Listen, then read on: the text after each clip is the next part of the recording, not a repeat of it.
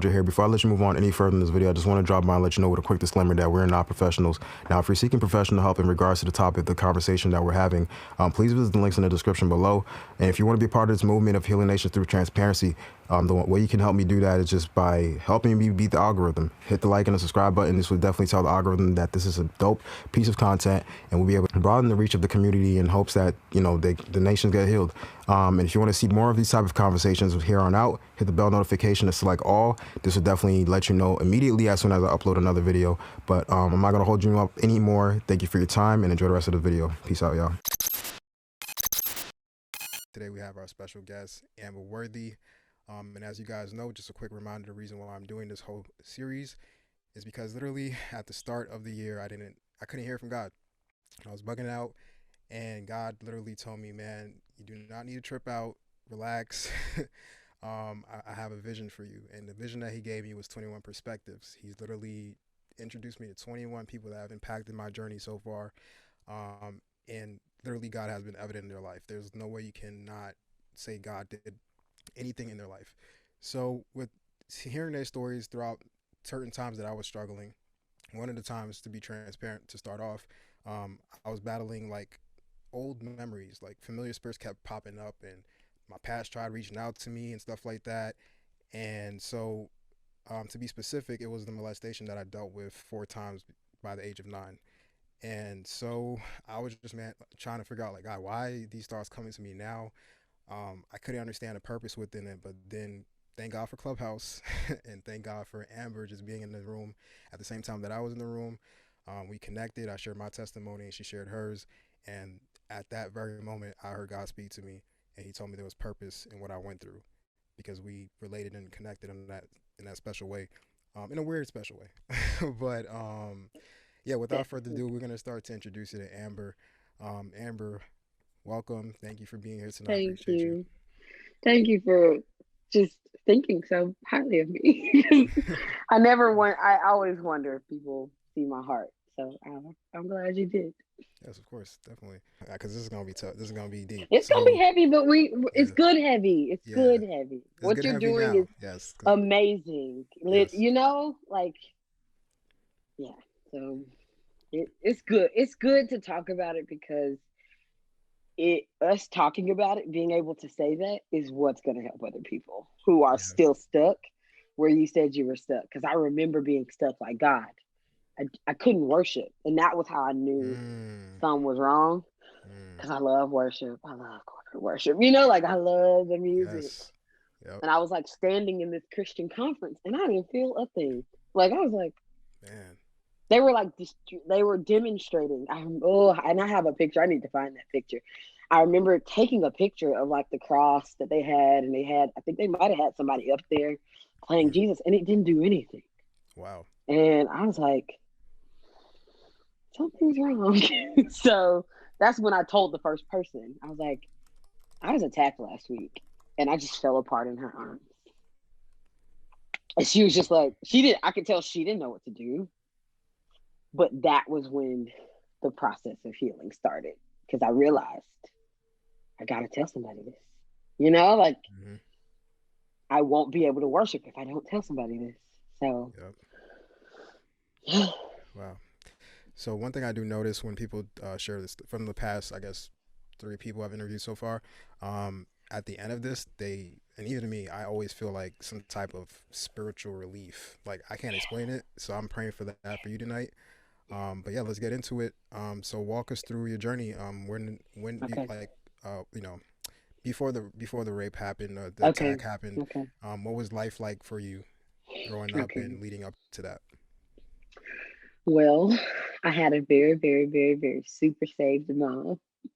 And I love her to death because her spiritual life is why I'm how I am now.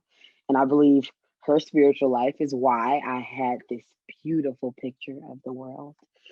And so, like, I was in college. It happened right before spring break. So it was spring.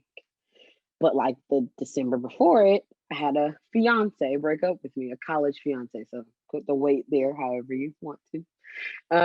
So I had already dealt with some heartbreak, but I still was okay. Like, I had gotten to a point where I was like, okay, God. because I was the following week I was headed to a Christian conference with our ministry, and I was like, okay, God, I'm okay. I lost my boyfriend. I totaled my car. It sucks, but I'll be okay. And then when the attack happened, what's so crazy is I was talking to this person, and I didn't even know his first name because I'm just such a friendly person. And then I was so naive, and I was just seeing rainbows and beautiful clouds and skies and everybody. So I'm just talking to this guy, and he's telling me he's a pastor's kid, and I'm like, I'm a pastor's kid. Like we're just conversing, and then he stops me at the door and turns off the light, and I'm like, what's happening? Because before this, I like my fiance was the first person I'd had sex with, which I then was like, darn it, God. I didn't wait till the second ring. I waited till the first one, but I didn't wait till the second one. And and I was dealing with that guilt too. So when he stopped me at the door, I'm still like real naive, like,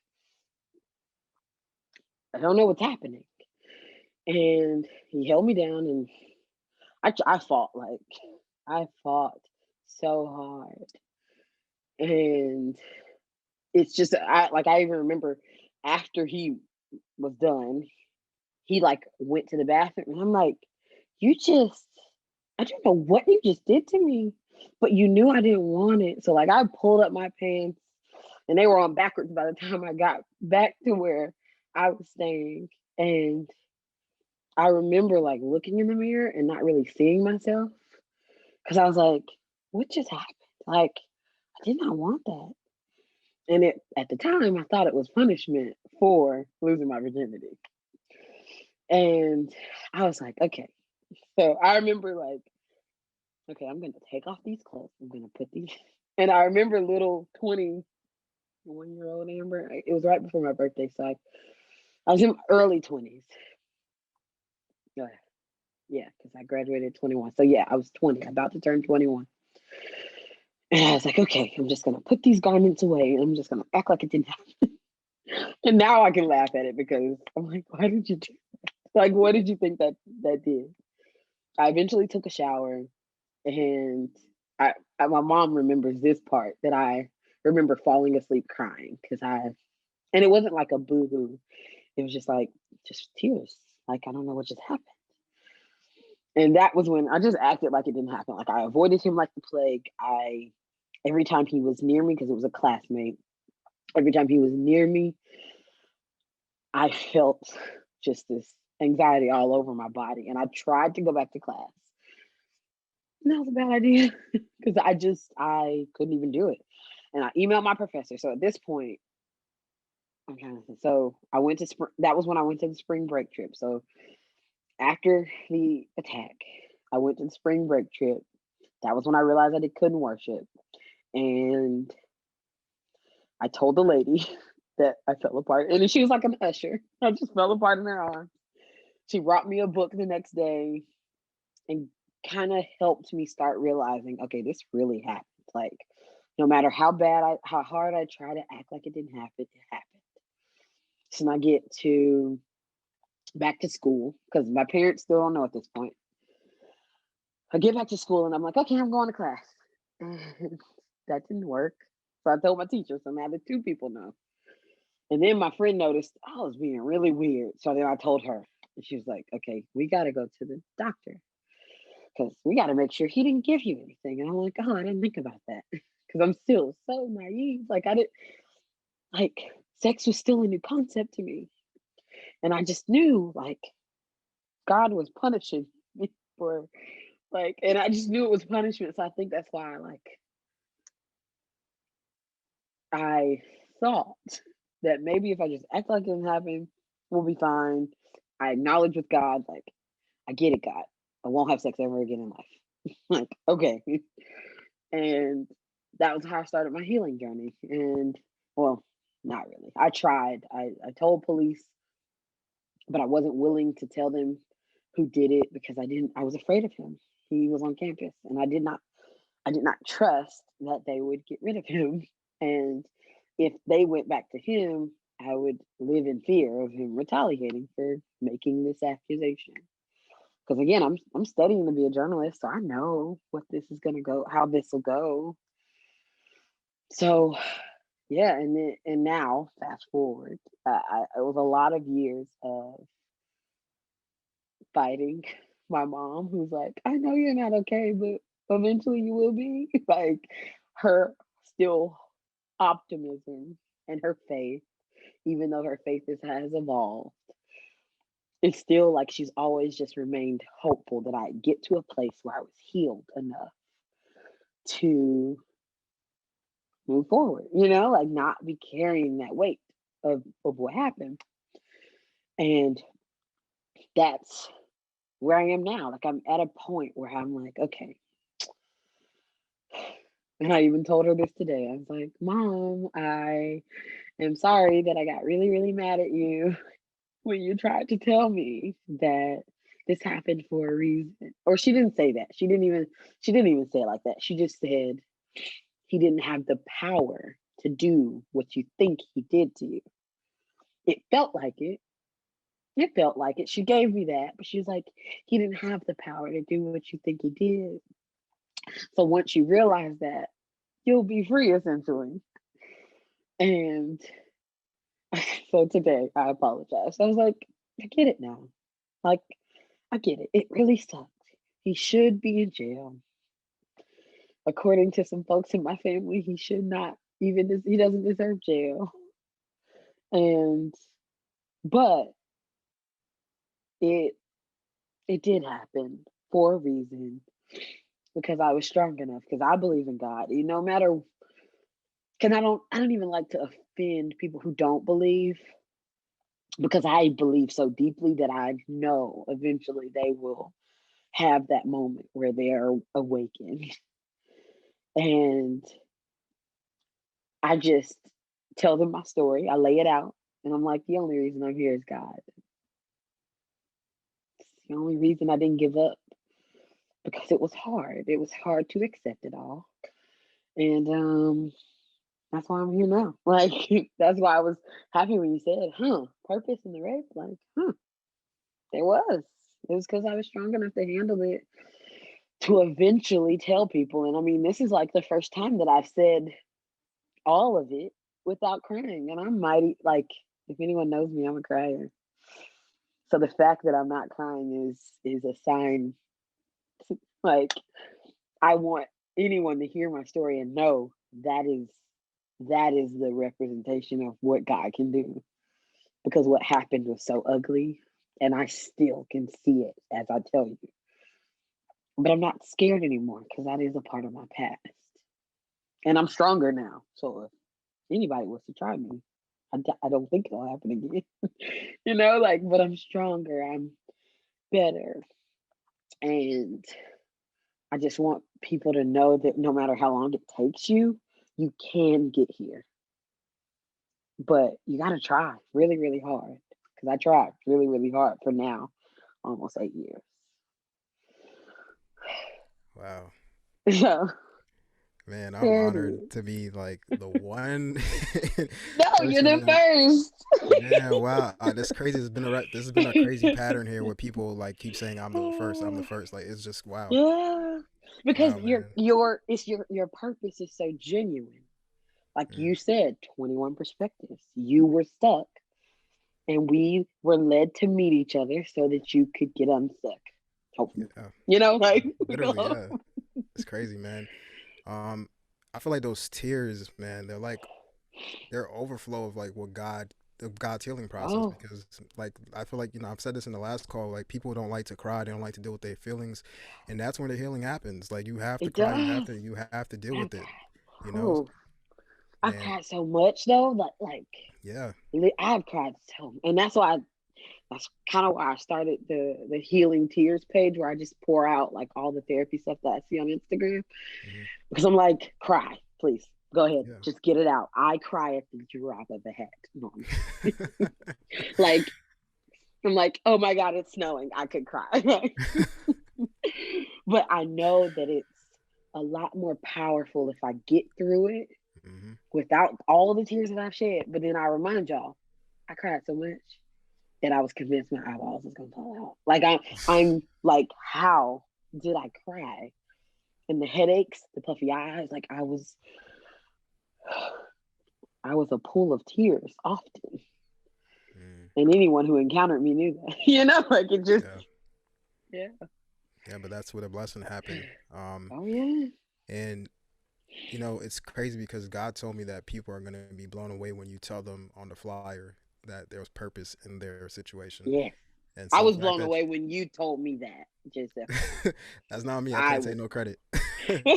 I'm just being obedient, man. I was blown away. I was like, "What? You sure you want me to put this?" I'm like, "This is kind of like, it was like it hit him in the face.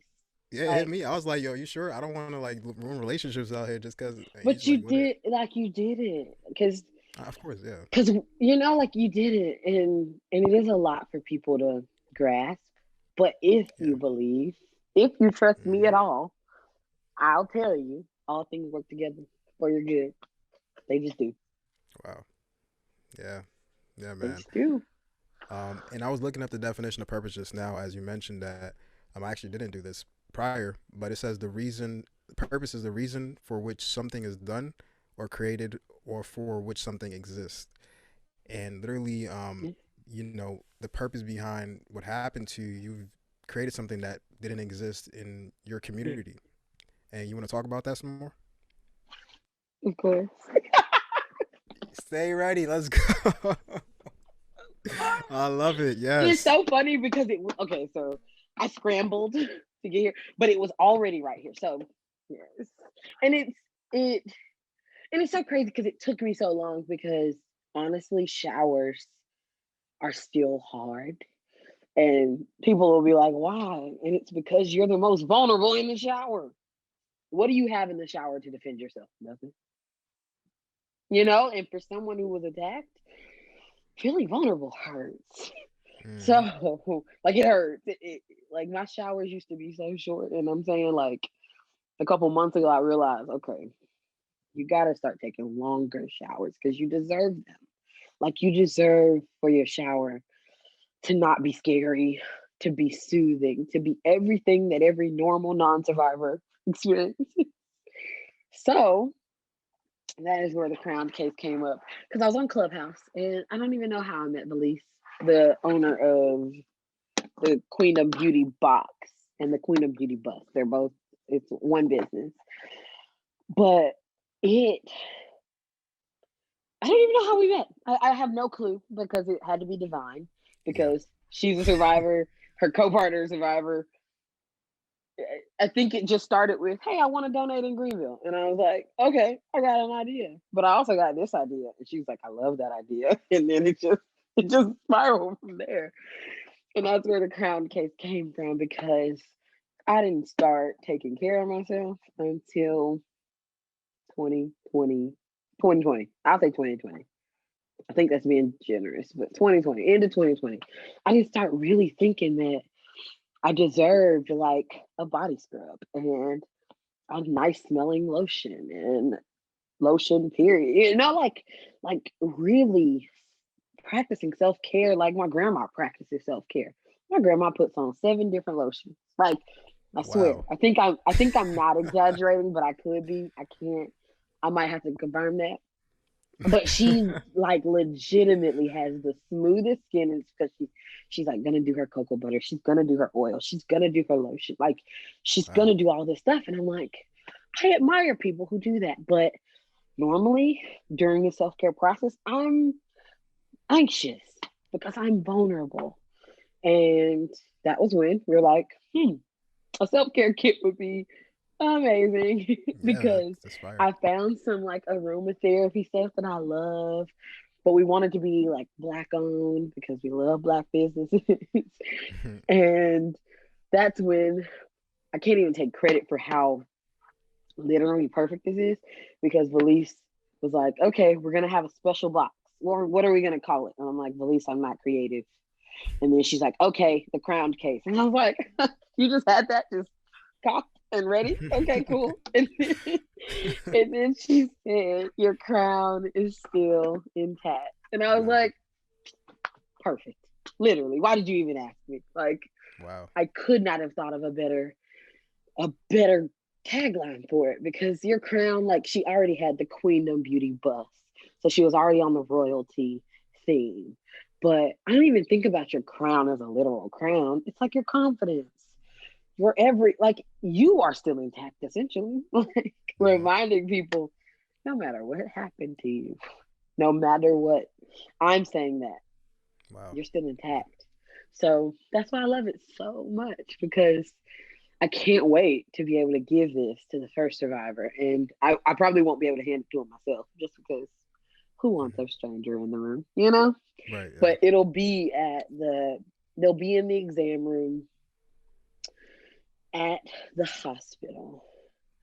So that once you report an assault and you agree to doing the exam, because you think showers are vulnerable. That exam it strips you of just your confidence, your dignity, because they're going in every crevice trying Yeah. to collect the evidence.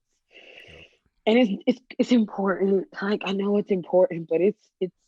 I wish there was another way. Like I wish that Hmm. they could just take a shower and all the evidence just goes in the drain, and like something magical. But that they Yeah. can't. They Yep. have to scan your body, take pictures, all that kind of stuff. So, and normally they take your clothes because your clothes are now evidence. Wow. And they take Man. they take a lot from you. So I want them to be able to walk out with something. And when she sent me this, I was like, "This is bigger than your original box." She was like, "That was the point." So it'll feel like they're literally walking out with more than they walked in with.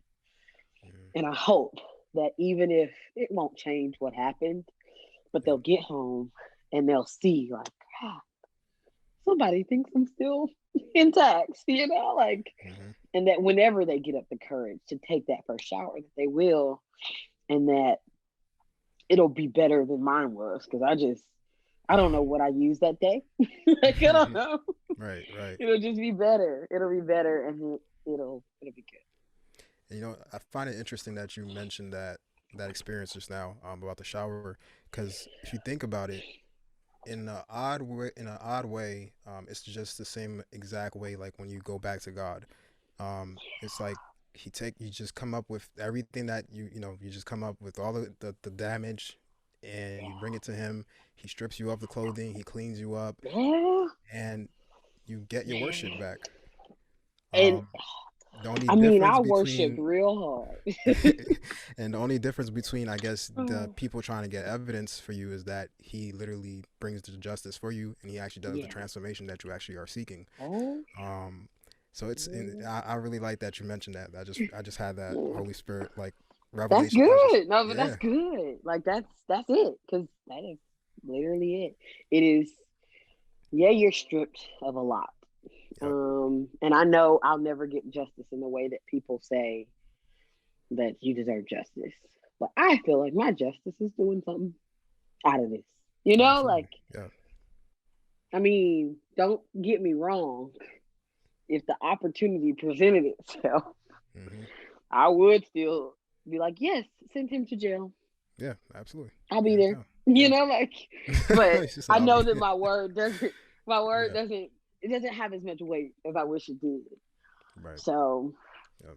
I've made enough peace with it that unless it happens again, like if like unless it happens again, there's nothing I can do. Yeah.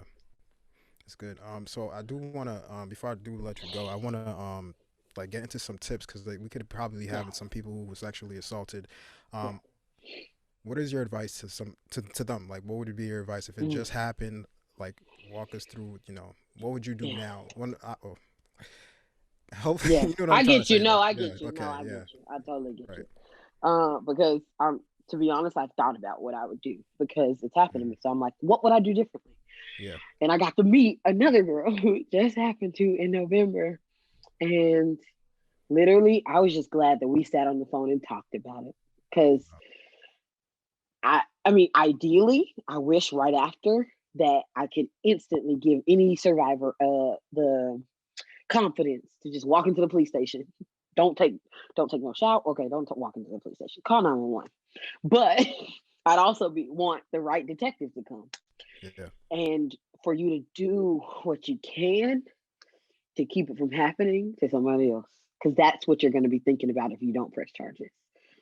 And that's literally what another survivor just told me. She's like, I just want to make sure that he doesn't do it to anyone else like, ever again, because he doesn't deserve to have that power over anybody else. So please, if you can, if you feel comfortable, call 911. This is coming from somebody who didn't call 911. So, but if you don't want to, if you know the person, if you just don't think, I don't know, because it's hard. It's hard to even gauge because you might not be believed unless they left a whole bunch of evidence all over you. Like that's the only way. And then they'll still try to say it was consensual. So report it if you want to. If you don't want to, go ahead and get a therapist. Start talking. I know if any survivor calls me ever, I'm going to find time to talk to them just to let them say it all. And when they're done saying it, I'm going to say, I believe you. Because I do. Like, I do. If you want to talk about it, find somebody who will say, I believe you. They won't ask you stupid questions like, what were you wearing? Or what did you do? Or just anything stupid. Like, don't ask those questions because she or he didn't do anything to bring that upon them. So just start talking about it, even if it's with yourself, writing it all out, because that's one thing I did. I wrote it all out so that if I ever forgot for any reason, because trauma does make you forget things, um, I have it written out. And now I'm just talking about it because the more you talk about it, the more real it seems so that you can move forward. But I mean, if I could convince any survivor just to call police and then call me and then I'll help you. Like I'll sit there while they ask you all these stupid questions and I'll just make sure you know that they're asking for a reason because the detective does have to ask some hard questions. But other than that, just keep fighting because you'll eventually get to where I am. You will. It might take a while, but you will. So I do want to highlight the duration of the healing, because I feel like a lot of people they like to have like microwave type of processes. They just want things to happen quickly, and so how long would you say this took to get to where you're at today? It'll be 8 years in since it happened in March, and Hmm. 7. It took 7. Okay. Like it took. I have to look at the date that I start actually Hmm. reached out to the Rape Crisis Center and said, "Hey, I heard y'all do free therapy." Like I can't remember who told me, Hmm. and I just called them and I said, "Hey, what do I have to do?" And they told me. And that's what I love the most about where these boxes are going is because they didn't even ask me when it happened. They just said, "Okay," like Wow. they even they didn't ask any questions, and that is the biggest reason that they deserve to be supported because they didn't make me feel uncomfortable. They gave me thousands of dollars worth of services just just because I said I need help. I'm struggling, and I didn't even Hmm. like my therapist didn't even ask. She just let me talk about what I wanted to talk about. We still several months later. I don't Hmm. think we've ever talked. I don't think I've ever told her all of this. It's crazy. So what That's you so paying her crazy for? to deal with all the backlash of what happened. Like we did, we Yeah. we dealing with childhood stuff. We'll get to that. Oh man, Like, she taking your money talking about that. but what's so Jeez. crazy is it's free. Like Oh, okay. Well, okay. Yeah. that's what I didn't realize is that. Mm. And but I am gonna start dealing with the big stuff because somebody today told me be vulnerable in that therapy session so they can do what Yes. they need to do. Hmm. So I think I'm gonna tell her the big stuff next time because it's been probably 2.5, 3 months, and they want you to at least get to a point 6 months in where you can decide if you want to keep going. Yeah. So yeah, that is crazy. She don't even know all this. I might have to send her this link. She'll be like, really? It's all love. It's all Really? love. So yeah. So last question before I open up Q&A. Okay. If you could go back in time, right, to literally that moment that Amber just went through the attack, what would you say to her? Um, just if you had like maybe I don't know 5 seconds just to drop Yeah. something, some encouragement, what would you say? Your crown is still intact. Mm, Like, you'll be okay. It sucks right now, but you'll be okay. Keep talking. mm, Keep keep talking. talking. Yeah. And a question just came to me. What are some Okay. signs that we can look for if somebody around us has been sexually assaulted but they don't want to talk about it? It's so many. It's so many. My personal trainer was attacked, and Mm, the way she gets when people walk towards the door, um, wow. distracted.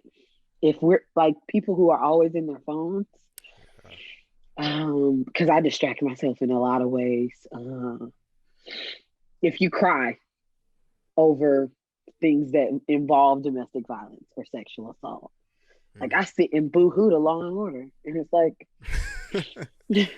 so Man. most people can watch it without Yeah. that, like without Hmm. crying. Yep. But if you got a friend that falls apart at the thought of that, they don't Mm, like to be touched by men. mm, They are afraid of men, like they avoid them like the plague. Like notice how they interact around men or women, like if they're uncomfortable, if they're easily angered, if they can't take the trash out. mm. Yep. I cannot walk. My trash can has concrete around it. I can't walk behind those walls. Mm. I pay for valet trash. Wow. So they pick it up in my door, like, and Wow. it's so many things that I'm like, I realized when we were moving into this apartment, there were boxes stacked up. And I'm like, why am I feeling panic? Shadows scare me in my apartment. Wow. I'm normally fine. But then when there were boxes here, I was terrified. Mm. So, like, just pay attention to your friends and say, hey, are you okay? Like, how are you doing really? And then there are so many resources about how to rephrase that question Mm-hmm. to, to probe in a way that they'll appreciate. Mm-hmm. Why did that make you do that? Like another friend said her boyfriend realized she slept in a defensive position. Wow.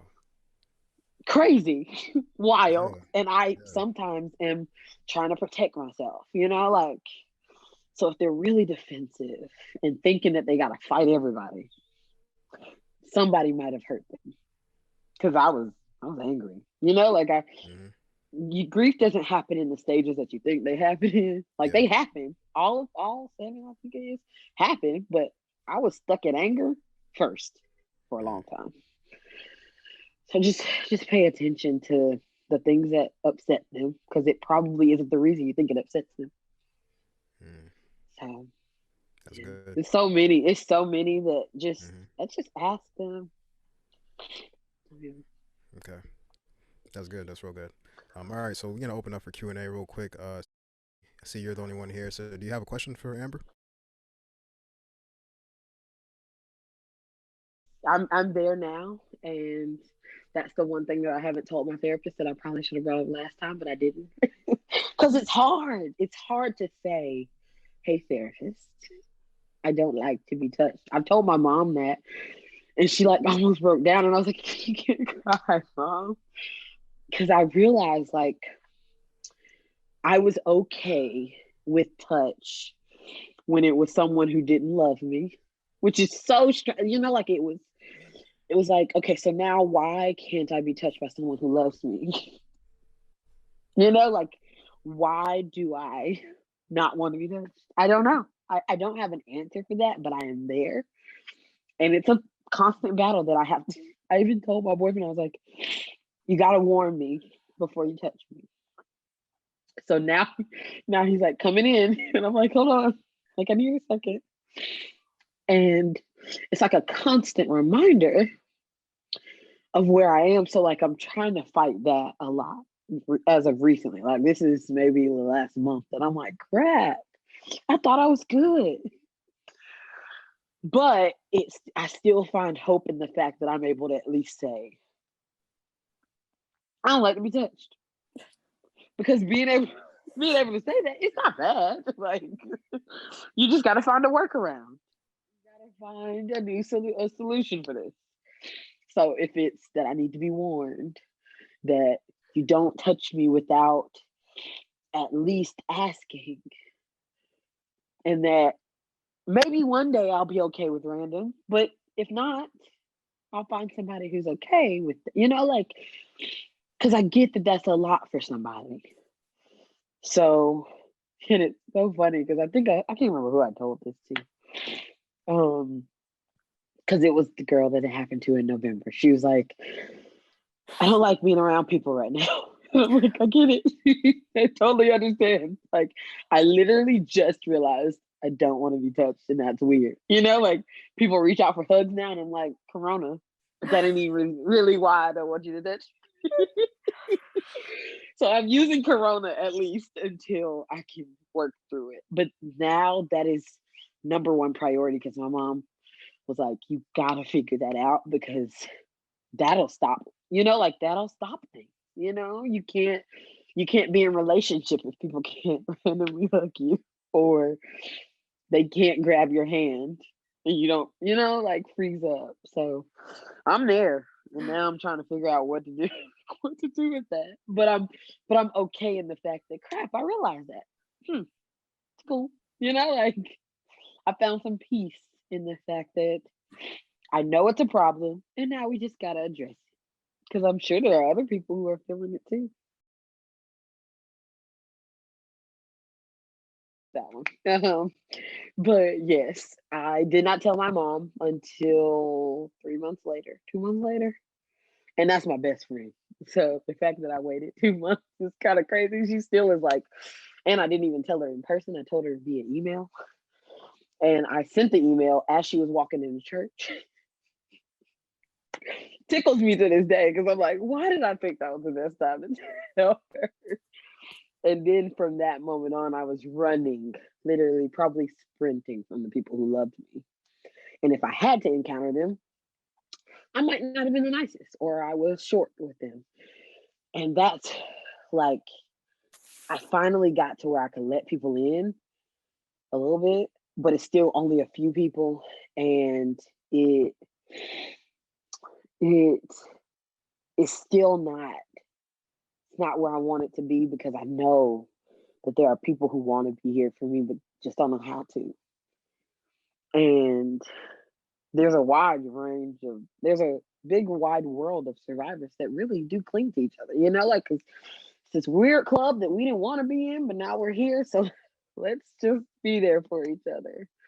But I still ran so hard and fast away from them and my family. And now I'm reaping some of the not benefits, but consequences of running for so long that now as I want to be touched, but now I realize I don't want to be touched. I'm trying to get to the other side of that part because it's just hard. It's hard to say I want to be touched, but that triggers me. So now I got to figure out a way around it because I want to be touched by somebody I love rather than random people because that's scary. Like that's equally as scary as living a life where you don't have any physical intimacy because you're scared of it. So it's hard though. It is hard because I have to, even when my mom watches this, she's going to be like, crap, I didn't realize that. I'm like, it sucks. But we'll be fine. I really believe it, Even if it takes me another 5 years to get to the other side of this, it'll be okay. I feel like it'll be okay. You guys will definitely be okay, and I'm gonna tell you this because I've literally, I wouldn't, I guess you could say, was sexually assaulted by one of my cousins, and it took Yes. me a minute, man, to finally get over the fact, like going up the stairs and somebody going behind me made me nervous as hell. Like Same. I started like twitching and like, yo, why you coming so fast, bro? Like, slow down. Like, you Oh my know god! what I'm I was saying? in the gym and someone was walked in, and I was on the treadmill, and I started running so fast. I don't think I've ever run that fast in my life. Wow. I don't know where I was running to because I was on the treadmill. Right. But like it's crazy how your Yeah. body just knows Yeah. when you're not okay. It's Yeah. weird. It's in those moments, honestly, the way to get to the side of being okay, it takes a lot of inner work. You have to be intentional. I would encourage, taking a fast. I had to do a lot of fasting to get rid of those emotions and those thoughts Mm, because um, the thing about emotions is energy in motion. And mm, when you channel that energy, you just sit with it and you try to like find its rooted issue. mm, mm, You just pretty much have to let that energy out. And the best way to do that is through crying. So maybe you have more crying to do. And if it's not crying, maybe you have more exercising to do. You just have to find a way to get true. that energy Yeah. out because it's inside of you. It's trapped inside and it wants to get out. And Mm, that's why you have trauma. That's why you have depression. That's why you have all mm, these other things. And that's probably even why, for me, I had disease mm, because I wasn't dealing with the mm, molestations. I wasn't dealing with the, mm, my own like my suicidal thoughts and everything that I went through. So it took time. It took years for me. Everybody's different, but the only reason why it took this long is because I wasn't intentional and I was also unaware. I had lack of knowledge in what was happening. I didn't know that fasting was so important. I couldn't understand that type of stuff. Um, and so over time, I developed the knowledge, and that's why I'm now moving like light. But yeah, I definitely That's so encourage. crazy though. Like that Hmm. energy. That's big. Yeah, That's deep. That's why we should have been talking about your story, but we want to talk about that. we're gonna get to that. We're gonna get to it. I But promise that you. energy thing is big. Like, cause crying Yeah. takes a lot. But honestly, I, I realized I was so angry that I needed to journal that. So this might this might tickle you, but I like the baby because he's so angry and I can resonate with that anger. So I just journaled to him, like just Yeah. listening to him so mad. And my therapist said that when she was sad, she listened to sad songs, and Hmm. people around her were like, "Why are you doing that? You're sad." She's like, "It's helping me." Like it's Yeah. I hear somebody who's where I am, but we both want to get to the end of this. Yeah. Yep. I just and now I can listen to that with the respect for where he was when he was grieving his dad. Yeah. I get it because I was grieving who I was, and now I'm a whole new person. So it's like, Yeah. We just want to great relate. time, We just want to have somebody that knows and relates to what we went through. Well, Amber, thank you so much for your time. Thank you so much for the story and the transparency. And let people know where they can support the Queendom and Okay, with the movement that you're doing. I'm going to drop the link in the descriptions below. okay. Yeah, go ahead. So yeah, Instagram. I like Instagram because I can put everything there.